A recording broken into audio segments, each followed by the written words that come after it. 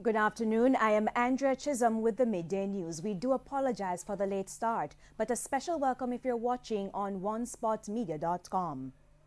President of the Jamaica Association of Taxi Owners and Operators, Louis Barton, says his members will go ahead with Monday's planned protest for a fare increase despite opposition from some operators within the industry. Commuters are therefore being urged to brace for disruptions. More from TVJ's Prince Moore. The National Council of Taxi Association, NCOTA, yesterday said although it agrees a fare increase is long overdue, it will not participate in the protest because it will displace scores of commuters at the start of the new school year.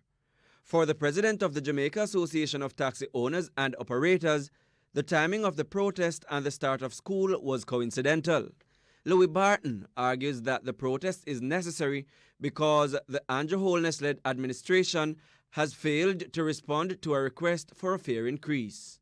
It is not we who are going to disrupt the system. I'm saying that it's the government who is going to disrupt the system. We have been asking them for a fare increase for over 2 years, and nothing is done. We delivered a letter to the Prime Minister, to Jamaica House, and I was told that he got it. And there was not even a response to say that, yes, we receive it. All we're asking for now, to avoid what would happen on Monday, is just to come in and say, come and let us sit down and talk. General Secretary of NCOTA, Frederick Brand, says a fare increase is not the solution to offset the rising operational costs facing transport operators within the industry. In Clarendon, a good amount, maybe 35–40% of the taxis operate on the Veer route. Two main investors down there are Jamaica and the Monomo Sugar Factory. The Monomo Sugar Factory is kaput. It's kaput. Less people traveling. Normally when you get a fare increase, we will have a lull, a reduction in the traveling public. The percentage of people that travels, then they come back to normal. The gradually comes back to normal. Because if I'm going to Maypen, I will ask my neighbor, and my neighbor will ask me, whoever going, to buy something for me. Now it is good when people travel. That is what we want. A good percentage of the traveling public, so as to have a positive effect on our earnings. Prince Moore, TVJ News. The Health Ministry will be launching initiatives in September to combat the rising number of mental health cases.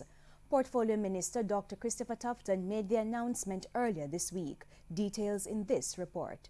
A study commissioned by the Health Ministry suggests that 4 of every 10 Jamaicans at some point in their lives will be affected by some sort of mental instability. This somewhat mirrors global statistics and is an increasing trend. The challenge with mental illness, of course, is the stigma attached to it, where we condemn persons who experience this kind of ailment and we assume that there's no cure and they should be cast aside and abandoned. And the manifestations of that are reflected at the Bellevue Hospital, where 500 patients could have been released, except that they have nowhere to go because they've been abandoned by their families. So Bellevue has become an infirmary as opposed to a mental institution. The demography of persons affected by mental health issues is much wider. It also takes into consideration individuals who are not in an institution able to provide help. The street persons living on the streets, most of them mentally challenged, but have absolutely nowhere to go because they have been abandoned. One of the more common mental health illnesses is depression, which Minister Tufton says many Jamaicans battle with. Like depression have caused persons to think suicide, and unfortunately some have actually gone through and committed suicide. And of course there's no recovery from that, not to mention the pain and the suffering caused on family members. But what is the ministry's plan to fight mental health issues in the country? Dr. Tufton noted that they will be starting new programs to target and help persons suffering from mental illnesses. This will also include those persons of unsound mind living on the streets. These initiatives will commence at the beginning of the new school year. We have already designated a number for 24-hour toll-free line. We have been designated finally by the telephone company, the particular provider. That helpline will be use the private branch exchange or PBX network So it allows us, of course, to have multiple calls at the same time. And the system will be housed somewhere within the public health system. He added that 5 psychologists have been employed to man the system and will be training other workers to assist with the incoming calls. On a micro level, the ministry intends to fund regional mental health programs for communities. Mental health officers, social workers, psychologists and psychiatrists are being trained at the community level to augment the work of the helpline. So there's some training taking place. And at the level of mental health aides, we have trained some 30 professionals already and are expected to train more. The program will also provide sensitization training to police officers, firefighters, and private practitioners. O'Shane Masters, TVJ News. Meanwhile, despite a shortage of resources, the health minister is insisting that the sector is meeting its target. The Ministry of Health has faced scathing criticisms from the public for resource shortages and the treatment of patients. Despite that, Health Minister Dr. Christopher Tufton is insisting that the sector is meeting the needs of patients.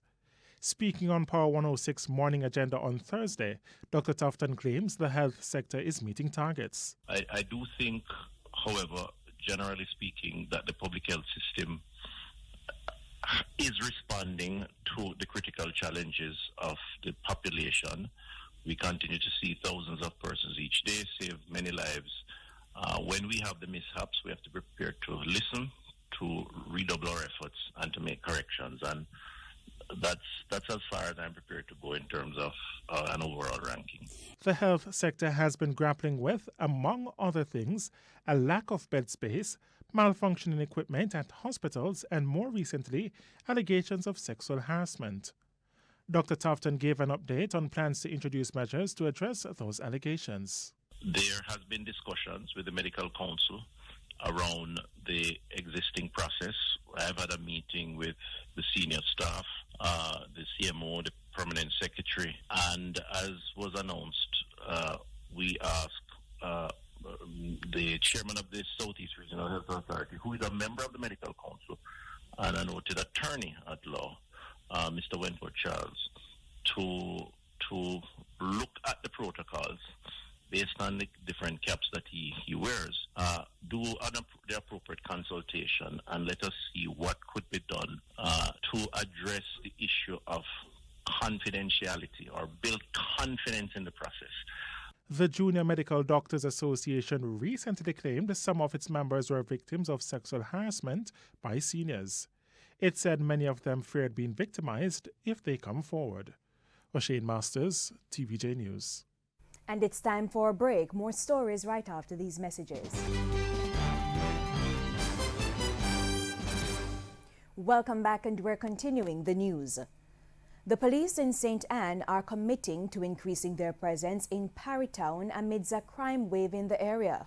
Robberies, shootings and murders are all up, and there are fears the situation will worsen if not urgently dealt with. A crime scene.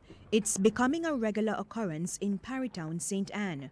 2 men were murdered in this house Monday, the latest in a spate of violent crime in the community. So bad is the situation, the police felt the need to do a walkthrough with the hope that their presence would bring some assurance to residents who've been living in fear. We have spoken to quite a few residents and they have expressed their concerns, and we are going to see how best we can address them from a policing perspective. We still need to get other entities on board, and we'll be pursuing that in the coming days. Recently, the police increased manpower, but that hasn't seemed to help. This is one area of concern for us, and so we have been here for the past few months. So now that these incidents have occurred, we have indeed stepped up our presence, and we are endeavoring now to ensure that we have a 24-hour presence in this community. 3 months ago, a man was shot and killed in the Miguel Road right here, 3 o'clock in the day. And to date, nobody see what happened or hear what happened. Ian Bell is the councillor for the Beechertown Division. He says a major contributing factor to the rising crime is increasing squatter settlements in the community. Why don't we just make up our minds, settle these people, give everybody their own land, and then there will be no space for informal settlement, and then we will know who live where and where to go when something happens. Right, we actually did a walkthrough of the informal settlement. Of course, the nature of it makes it difficult to police, and so we are going to have to devise some strategies to be able to get inside there and do some work. We're also going to be focusing on some community policing efforts. We attempted to get reactions from citizens of Parry Town. However, out of fear, they declined to comment. Meanwhile, President of the St. Anne Chamber of Commerce is appealing to the Police High Command to provide the resources needed to fight crime in the parish. I know that they need additional personnel, they need cars, they need more bikes, they need lots of more resources to really ensure. But with what they have, they're doing a superb job.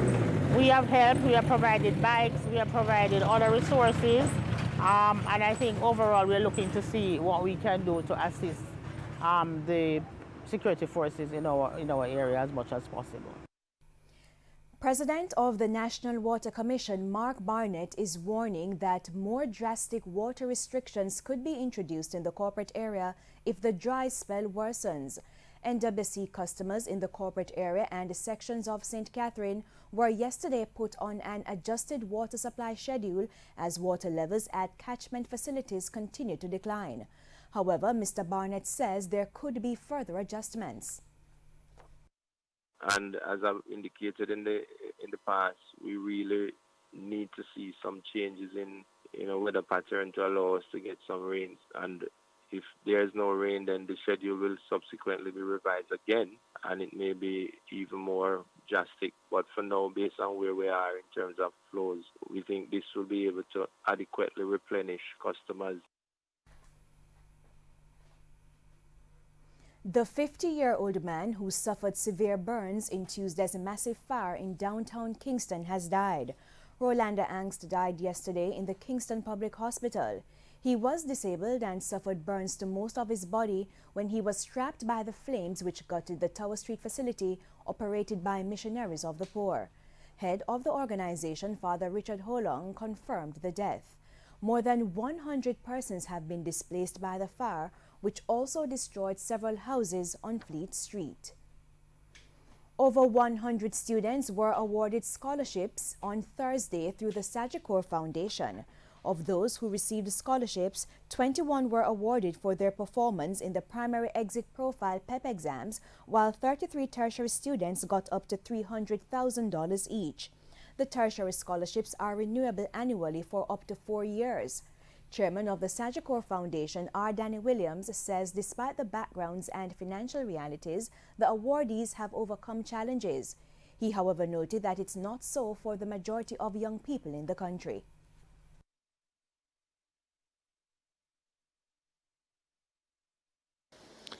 The harsh reality is that many of our bright, promising young people with so much potential to make a meaningful contribution to the society will not be able to pursue higher education because of their economic circumstances. In the meantime, President and CEO of Sagicor Group, Christopher Zaka, is imploring the awardees to go beyond the ordinary. Always seek to be exceptional, superseding your own expectations and smashing your personal goals and targets. Make excellence the word that drives you in everything you do in your lives. And in sports, Queen's Counsel Ian Wilkinson will represent the Jamaica Anti-Doping Commission JADCO in the impending disciplinary matter concerning National Junior Double Sprint record holder Brianna Williams. TVJ's Keon Raynor reports. TVJ Sports spoke with Queen's Counsel Ian Wilkinson by telephone on Thursday when he revealed he's been leading JADCO's charge for the current anti-doping case involving World Under-20 double sprint champion Brianna Williams since her A sample returned an adverse finding for the banned diuretic hydrochlorothiazide on July 25. Well, I can confirm that our firm has been involved in advising JADCO on a number of matters pertaining to a number of athletes, one of whom, of course, is the particular individual you mentioned. With Williams' representative, the Canadian-based attorney Dr. Emir Crown, on Tuesday complaining that his client's information was in the public domain before her B sample result was communicated to her by JADCO, Wilkinson has stressed that JADCO was not the source of the leak. We deny categorically that JADCO has been involved in the leaking of any test result for any athlete. Certainly, since they've been involved, we can speak with authority in that respect. In fact, JADCO has operated fairly, assiduously, scrupulously in dealing with all these matters and goes exceedingly vigorously in terms of protecting the athletes, the fairness of the process, and of course the reputation of our concerns. Wilkinson also disclosed that the matter has not yet been referred to the Kent Gammon-chaired independent anti-doping disciplinary panel, and as such, no date has been set for the hearing. On Tuesday, Williams' representative, Dr. Crown, told TVJ Sports he would be pushing for an emergency hearing, given that the J3As are scheduled to name Jamaica's team on September 6, ahead of the IAAF World Championships in Doha, which runs off on September 27. Williams had clocked 10.94 seconds for third in the 100 meters at the National Senior Championships on June 21 to provisionally book her ticket to Doha, Qatar. Keon Reyna reporting for TVJ Sports. And that's the Midday News. I'm Andrea Chisholm. Join us at 7 for the Primetime News Package. On behalf of the news, sports and production teams, good afternoon and have a great weekend.